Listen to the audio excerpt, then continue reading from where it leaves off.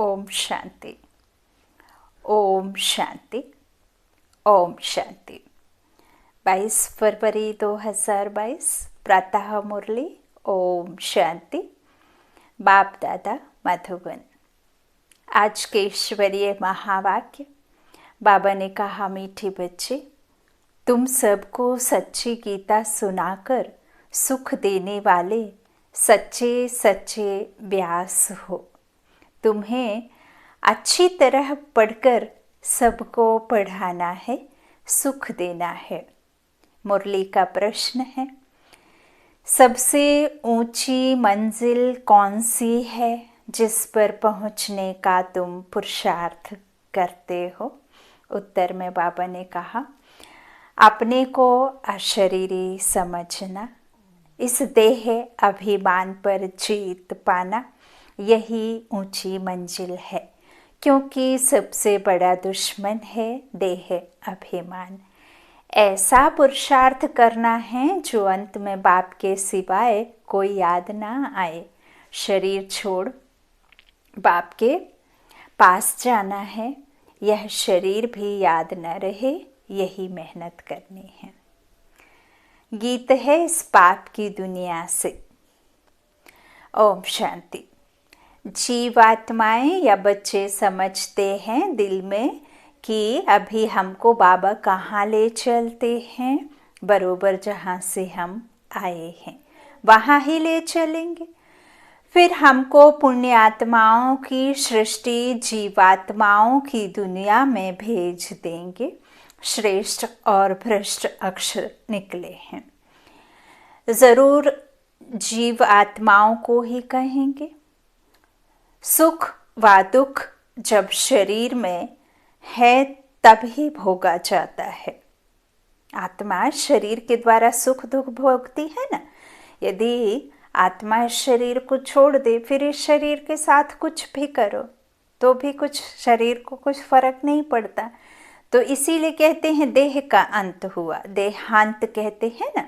तो देह का अंत होता है, आत्मा तो अजर अमर अविनाशी है ना, उसका तो अंत होता नहीं, वो तो अविनाशी। तो इसलिए बाबा कहते हैं कि ज़रूर सुख व दुख जब शरीर में है तभी भोगा जाता है। बच्चे जानते हैं कि अब बाबा आया है, बाबा का नाम हमेशा शिव है। हमारा नाम क्या है? सालिग्राम है। शिव के मंदिर में सालिग्रामों की पूजा होती है। बाबा ने समझाया है, एक है रुद्र ज्ञान यज्ञ और दूसरा है रुद्र यज्ञ। उसमें खास बनारस के ब्राह्मणों पंडितों को बुलाते हैं रुद्र यज्ञ की पूजा के लिए। बनारस में ही शिव के रहने के अनेक मंदिर हैं। शिव काशी कहते हैं, असल नाम काशी था, फिर अंग्रेजों ने बनारस नाम रखा, वाराणसी नाम अभी रखा है। बाबा कहते हैं भक्ति मार्ग में आत्मा परमात्मा का ज्ञान तो है नहीं, पूजा दोनों की अलग अलग करते हैं। एक बड़ा शिवलिंग बनाते हैं, बाकी छोटे छोटे सालिग्राम अनेक बनाते हैं। आपने जब भी शिवरात्रि के समय पे या जब सावन का महीना चलता है तो हर घर में भक्ति काल में आपने भी किया होगा, अभी भी आपके घर में बनते होंगे। तो एक बड़ा शिव होता है मिट्टी का और साइड में फिर रुद्री बोलते हैं, रुद्र, वो साइड में चिपका देते हैं, है ना, ऐसे लगा देते हैं। 1.25 लाख 108 जिसका जितनी क्षमता होती है तो उतना उसमें लगा करके फिर अभिषेक किया जाता है ना। उसको दूध दही से नहलाते हैं, अभिषेक करते हैं। बाबा कहते हैं कि असल में बड़ा शिव अर्थात परमपिता परमात्मा और जो रुद्री जो बाबा ने हमें क्या कहा है, हमें वो शिव और हम सालिग्राम। तो आत्माओं का जो सिंबल दिखाया है वो रुद्री के उसमें दिखाया हुआ है ना। तो बाबा कहते हैं जो बाकी छोटे छोटे हैं वो सालिग्राम हैं, वो तुम बच्चों को दर्शाते हैं, अर्थात आत्मा रूपी बच्चों को। तो अनेक बनाते हैं। तुम जानते हो हम आत्माओं का नाम है सालिग्राम और हमारे बाबा का नाम है शिव। सालिग्राम सब एक साइज के बनाते हैं, तो बरोबर बाप और बेटे का संबंध है। आत्मा याद करती रहती है, हे परमपिता परमात्मा, हम परमात्मा नहीं हैं। आत्मा याद करती है किसे? परमात्मा को। तो हम तो नहीं हैं, हम तो आत्मा हैं, टुकड़े हैं, है ना, भगवान के बच्चे। परमात्मा हमारा बाबा है, यह समझने की मत तुमको दी गई है। दिन प्रतिदिन तुमको श्रीमत मिलती रहती है कि कोई को भी पहले बाप का परिचय दे, वर्षा दिलाना है। पहले तुमको सिद्ध करके समझाना है कि वह निराकार बाप है, यह प्रजापिता साकार है। वर्षा निराकार से मिलता है। अब बाबा कहते बाप से, बाप यह सब समझाते हैं कि मेरा एक ही शिव नाम है, दूसरा कोई मेरा नाम नहीं है। सभी आत्माओं के शरीर के नाम अनेक पड़ते हैं, क्योंकि आत्मा एक शरीर छोड़ दूसरा लेती है, तो आत्मा ही जन्म मरण में आती है। परमात्मा तो जन्म मरण से न्यारा है ना, तो उसको एक ही बार अवतरण लेते हैं, वो भी कुखवंशावली नहीं, मुखवंशावली, है ना, ब्रह्मातन का आधार लेते हैं कल्प में एक बार। तो बाबा कहते हैं कि मेरा नाम अलग अलग नहीं पड़ता, तुम आत्माओं के शरीर के नाम अलग अलग पढ़ते हैं, है ना, क्योंकि बार बार छूटता है फिर लेते हैं। इस तरह बाप बैठ बच्चों को सम्मुख हो समझाते हैं कि जो तुमको तो शरीर लेना है और छोड़ना है, लेकिन मुझे नहीं लेना है, इसीलिए मेरा नाम तो बार बार बदली नहीं होता है। प्रतिदिन तुमको श्रीमत मिलती रहती है, तो इसलिए पहले बाप का परिचय देना है कि पहले तुमको सिद्ध करके समझाना है कि वह निराकार बाप है और यह प्रजापिता जो साकार है ना। तो परमपिता परमात्मा ना दिखाई देने वाला, लेकिन साकार में आकर के फिर हम जीवात्माओं को यह वर्षा देते हैं। मुखवंशावली, है ना, हम ब्राह्मण मुखवंशावली हैं, अडॉप्टेड बच्चे हैं, है ना, प्रजापिता ब्रह्मा के बच्चे। तो हमें करते कौन है अडॉप्ट? स्वयं परमात्मा। तो बाबा कहते हैं यह प्रजापिता साकार है और मैं निराकार हूँ। वर्षा निराकार से मिलता है, साकार से नहीं। अब बाप समझाते हैं मेरा एक ही शिव नाम है, दूसरा कोई मेरा नाम नहीं। तो सभी आत्माओं के शरीर अनेक हैं, इसीलिए उनके नाम शरीर के पढ़ते हैं। मेरा कोई शरीर नहीं है, मैं सुप्रीम सोल हूँ। बाबा पूछते हैं बच्चे तुम्हारा सबसे बड़ा दुश्मन कौन है? जो सयाने होंगे वह कहेंगे देह अभिमान सबसे बड़ा दुश्मन है, जिससे ही काम की उत्पत्ति होती है। देह अभिमान को जीतने में बड़ी मुश्किलात होती है। देही अभिमानी बनने में ही मेहनत है, क्योंकि हमने इस देह को अपना जो समझा है वो कब द्वापर से समझा है ना। तो सबसे जास्ती जन्म हम जब लेते हैं तो देह में ही, देह को ही सब समझ बैठते हैं, तो देह से ही विकार शुरू होते हैं। बाबा कहते हैं तो देही अभिमानी बनने में बड़ी मेहनत है। जन्म जन्मांतर तुम देह के संबंध में चले हो, कोई एक जन्म की बात नहीं। तो अब जानते हो बरोबर मैं आत्मा अविनाशी हूँ, जिसके आधार से यह शरीर चलता है। आत्मा शरीर को चलाने वाली है। रिलीजियस माइंडेड जो भी है वह समझते हैं कि हम आत्मा हैं, देह नहीं है। आत्मा का नाम एक ही रहता है, ना तो छोटी बड़ी नहीं होती है। आत्मा तो एक समान होती है ना, और उसका तख्त भी अकाल तख्त है, ये भ्रकुटी के बीच विराजमान होती है ना आत्मा। तो इस तरह बाप समझाते हैं कि आत्मा का नाम नहीं बदलता, देह के नाम बदलते हैं। आत्मा एक शरीर छोड़ दूसरा लेती है। हमको बाप कहते हैं तुमको चलना है पुण्य आत्माओं की दुनिया में, यह है पाप आत्माओं की दुनिया। और ऐसा नहीं है कि वो पुण्य आत्माओं की दुनिया कोई दूसरे दुनिया में बसानी है, नहीं, उस दुनिया को यहाँ लेकर के आना है ना। इस पाप की दुनिया से ले चल कहीं और, तो कहाँ जाना है? बाबा कहते हैं कहीं जाना नहीं है, उस दुनिया को यहाँ बसाना है ना। कर्म श्रेष्ठ और श्रेष्ठाचारी बन करके, पुरुषोत्तम बन करके, है ना।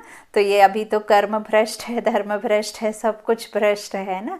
तो अब वो धर्म कर्म दोनों को हमें बनाने हैं, है ना, श्रेष्ठ बनाने हैं। और श्रेष्ठ बनवाने वाला बाप है और हमें बनाने होते हैं, बाप रास्ता दिखाते हैं। तो बाबा कहते हैं कि आत्मा एक शरीर छोड़ दूसरा लेती है, हमको बाप कहते हैं, तुमको चलना है।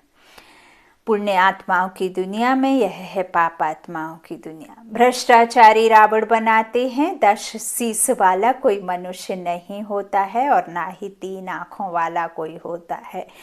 10 शीश वाला कोई नहीं होता, परंतु इस बात को कोई नहीं जानते। सभी रामलीला आदि में पार्ट लेते हैं, सब एक मत भी नहीं है। कोई कोई इन सब बातों को कल्पना समझते हैं, परंतु यह नहीं जानते कि रावण भ्रष्टाचारी को कहा जाता है। पराई स्त्री को चुराना यह भ्रष्टाचार है ना। इस समय सब भ्रष्टाचारी हैं, क्योंकि विकार में जाते हैं। जो विकार में ना जाएं उनको निर्विकारी कहा जाता है। वह है राम राज्य। और राम राज्य में कोई विकारी होता ही नहीं, वहाँ सब निर्विकारी होते हैं।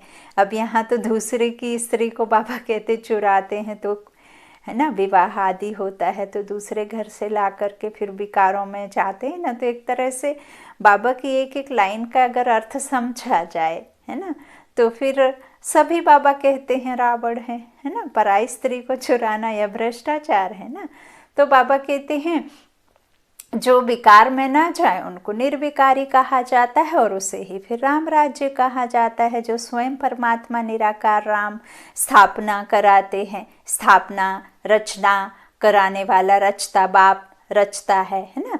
तो यह है रावण राज्य, जो कि माया रावण रचती है। तो ये पराया राज्य। भारत में ही राम राज्य था। भारत पहले सबसे प्राचीन था, पहले नंबर में।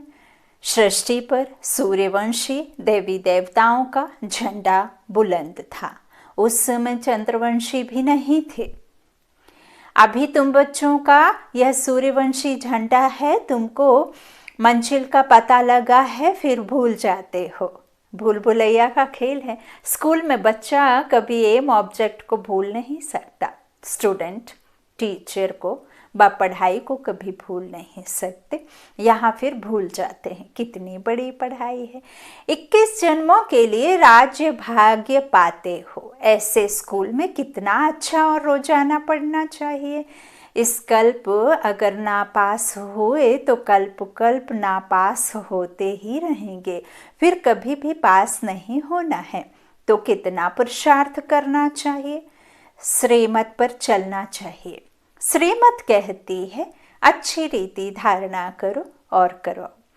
अगर ईश्वरीय डायरेक्शन पर नहीं चलेंगे तो उच्च पद भी नहीं पाएंगे। अपने दिल से पूछो, हम श्रीमत पर चल रहे हैं? चेक एंड चेंज बुद्धि रूपी दर्पण में अपने को मियाँ मिट्ठू नहीं समझना है।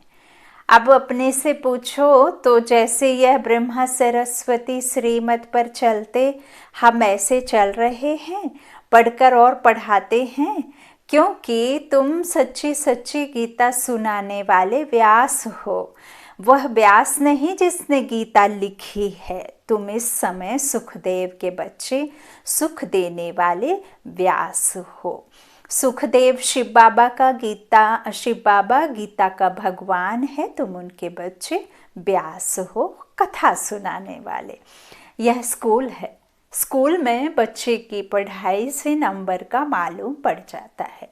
यह है प्रत्यक्ष, वह है प्रत्यक्ष और यह है गुप्त। यह फिर बुद्धि से जाना जाता है कि हम किस लायक हैं, किसको पढ़ाने का सबूत मिला है। बच्चे लिखते हैं, बाबा फलाने ने हमको ऐसा तीर लगाया जो हम आपके बन गए। बाबा कहते कोई तो सामने आते भी कह नहीं सकते कि बाबा हम तो आपके बन गए। कई बच्चियां पवित्रता के कारण मार भी खाती रहती हैं। कोई तो बच्चे बन टूट भी पड़ते हैं, क्योंकि अच्छी तरह से पढ़ते नहीं तो बाप कितना अच्छी रीति समझाते हैं कि बच्चे सिर्फ मुझे याद करो और पढ़ो। इस नॉलेज से तुम चक्रवर्ती राजा बनेंगे। घर के बाहर भी लिख दो, 1 सेकंड में जीवन मुक्ति मिल जाएगी। जनक मिसल 21 जन्मों के लिए। 1 सेकंड में तुम विश्व के मालिक बन सकते हो। विश्व के मालिक तो जरूर देवताएं ही बनेंगे ना। सो भी नई विश्व, नया भारत। जो भारत नया था सो अब पुराना हो गया है। सिवाय भारत के और कोई खंड को नया नहीं कहेंगे। अगर नया कहेंगे तो फिर पुराना भी कहना पड़ेगा। हम फुल नए भारत खंड में जाते हैं। भारत ही 16 कला संपूर्ण बनता है और कोई खंड फुल मून हो ना सके। वह तो शुरू ही आधा से होता है। कितने अच्छे अच्छे राज हैं। हमारा भारत ही सचखंड कहलाता है, कहलाया जाता है। सच के पीछे फिर झूठ भी है। झूठ खंड सचखंड है। झूठ खंड रावण बनाता है और सचखंड भगवान स्वयं आकर बनाते हैं। तो भारत पहले फुल मून होता है, पीछे तो अंधियारा हो जाता है। पहला झंडा है हेवन का। गाते भी हैं पैराडाइज था। हम अच्छी तरह से समझा सकते हैं क्योंकि हमको सारा अनुभव है। सतयुग त्रेता में हमने कैसे राज्य किया, फिर द्वापर कलयुग में क्या हुआ, यह सब बुद्धि में आने से कितनी खुशी आनी चाहिए। सतयुग को सोचेरा, कलयुग को अंधियारा कहा जाता है। बाबा कहते हैं, तब कहते हैं ज्ञान अंजन सतगुरु दिया। बाबा ने कैसे आकर तुम अबलाओं माताओं को जगाया है। साहूकार तो कोई मुश्किल ही खड़ा होता है। इस समय सचमुच बाबा गरीब निवास है। गरीब ही स्वर्ग के मालिक बनते हैं, साहूकार नहीं। इसका भी गुप्त कारण है। बाबा कहते हैं यहाँ तो बलिहार जाना पड़ता है और इस तरह गरीबों को बलिहार जाने में देरी नहीं लगती। इसलिए सुदामा का मिसाल गाया हुआ है। तुम बच्चों को अब रोशनी मिली है, परंतु तुम्हारे में भी नंबरवार हैं और सबकी ज्योत उछाई हुई है। इतनी छोटी सी आत्मा में अविनाशी पाठ नुंधा हुआ है। वंडर है ना। यह कोई साइंस की शक्ति नहीं है। तुमको अब बाबा से शक्ति मिलती है। बरोबर यह अविनाशी चक्र है जो फिरता रहता है। इनका कोई आदि अंत नहीं है। नया कोई यह बातें सुने तो चक्री में आ जाए। यहाँ 10-20 वर्ष वालों को भी पूरा समझ में नहीं आता है, ना किसको समझा सकते हैं। तुमको पिछाड़ी में सब पता पड़ जाएगा कि फलाना फलाने के पास जन्म लेगा, यह होगा। जो महावीर होंगे उन्हों को आगे चलकर सब साक्षात्कार होते रहेंगे। पिछाड़ी में तुमको सतयुग के झाड़ बहुत नज़दीक दिखाई पड़ेंगे। महावीरों की ही माला है ना। पहले 8 महावीर, फिर 108 महावीर। पिछाड़ी में बहुत फर्स्ट क्लास साक्षात्कार होंगे। गाया भी हुआ है, परम पिता परमात्मा ने बाण मरवाए। नाटक में बहुत बातें बनाई हैं, वास्तव में यह स्थूल बाणों की बात नहीं। कन्याएं माताएं बाणों से क्या जाने। वास्तव में यह है ज्ञान बाण और इन्हों को ज्ञान देने वाला बरोबर परम पिता परमात्मा है। कितनी वंडरफुल बातें हैं। बाबा समझाते हैं, परंतु बच्चों को एक ही मुख्य बात घड़ी घड़ी भूल जाती है। सबसे कड़े ते कड़ी भूल होती है जो देह अभिमान में आकर अपने को आत्मा निश्चय नहीं करते। सच कोई नहीं बतलाते। सच तो कोई आधा घंटा भी सारे दिन में मुश्किल याद में रहते हैं। कोई को समझ में भी नहीं आता कि योग किसको कहा जाता है। कई तो समझते हैं कि योग वही आसन बिछाना, सुबह शाम मैं शांत स्वरूप आत्मा हूँ, मैं ऐसी आत्मा हूँ, मैं प्रेम स्वरूप हूँ, मैं ऐसी हूँ वैसी हूँ। तो बाबा कहते हैं कई बार कि हम कहते हैं I am peaceful soul, I am peaceful soul, I am peaceful soul. अब आई एम पीसफुल सोल क्या बाबा कहते हैं क्या? क्या आत्मा निश्चय करना है? आपकी आत्मा बुद्धि तिरछी हुई है। आप ऐसे बैठ के कई कई लाल आंखें कर लेते हैं और सिर दुखा लेते हैं, पॉइंट ढूंढना चाहते हैं, वो रोशनी को देखना चाहते हैं। बाबा कहते मैं तो बिंदु हूँ, मैं तो सरक जाता हूँ, मैं थोड़े ना दिखाई देता हूँ। मेरे को जानने के लिए, समझने के लिए बुद्धि का तीसरा नेत्र चाहिए, ज्ञान चक्षु चाहिए, है ना, कॉन्सेंट्रेट चाहिए। बाबा कहना माना उस निराकार में बुद्धि चले जाना, है ना। ऐसे तो नहीं है कि आपको किसी ने आकर के कुछ बातें कर दी, कोई शांत नहीं है तो आप गुस्से में आ गए, आवेश में आ गए।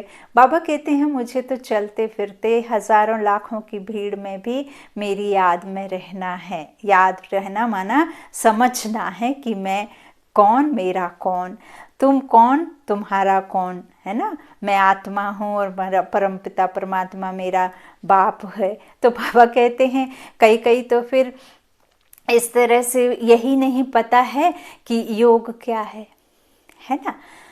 तो यही भूल है। बाबा कहते हैं कोई आधा घंटे भी याद नहीं करते हैं, घंटा भी सारे दिन में मुश्किल याद रहता है ना। तो बाबा कहते हैं बहुत ऊंची मंजिल है।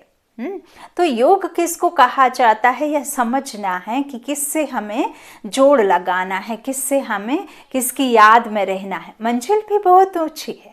अपने को अशरीरी समझना है, जितना हो सके उतना पुरुषार्थ करना है। जो पिछाड़ी के साथ कोई भी याद ना पड़े।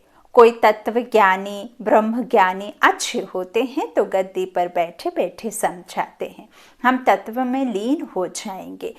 बाबा कहते हैं शरीर का भान नहीं रहना है। फिर जब उनका शरीर छूटता है तो आसपास सन्नाटा हो जाता है। समझते हैं कोई महान आत्मा ने शरीर छोड़ा है। तुम बच्चे याद में रहेंगे तो कितनी शांति फैलाएंगे। यह अनुभव उन्हों को होगा जो तुम्हारे कुल के होंगे, बिरादरी के होंगे। बाकी तो मच्छरों सदृश मरने वाले हैं। तुम्हारी प्रैक्टिस हो जाएगी अशरीरी होने की। यह प्रैक्टिस तुम यहाँ ही करते हो। वहाँ सतयुग में तो आत्मा एक शरीर छोड़ दूसरा लेती है, इसीलिए सर्प का मिसाल भी दिया है। यहाँ तो तुम जानते हो यह शरीर छोड़ बाबा के पास जाना है, परंतु पिछाड़ी में कोई याद ना आए। शरीर ही याद ना रहे तो बाकी क्या रहा। मेहनत है इसमें। मेहनत करते करते पिछाड़ी में पास होकर निकलते हो। पुरुषार्थ वालों का भी पता तो पड़ता है ना, उनका शो निकलता रहेगा। बांधेली गोपिकाएं पत्र ऐसे लिखती हैं जो कभी छुटेली भी नहीं लिखती। उन्हों को फुर्सत ही नहीं। बांधेलियां समझती हैं शिव बाबा ने इन हाथों का लोन लिया है तो शिव बाबा का पत्र आएगा। ऐसा पत्र तो फिर 5000 वर्ष के बाद आएगा। क्यों नहीं बाबा को पत्र रोज लिखें, नैनों से काजल निकाल कर भी लिखें। वाह बाबा वाह। तो ऐसे ऐसे ख्यालात आएंगे और लिखते हैं बाबा मैं वही कल्प पहले वाली गोपिका हूँ, बाबा मैं वही हूँ। हम आपसे मिलेंगे फिर ज़रूर, वर्षा भी ज़रूर लेंगे। योग बल है तो अपने को बंधन से छुड़ाती रहती हैं। फिर मोह में भी किस में ना रहे, फिर मोह भी किस में ना रहे।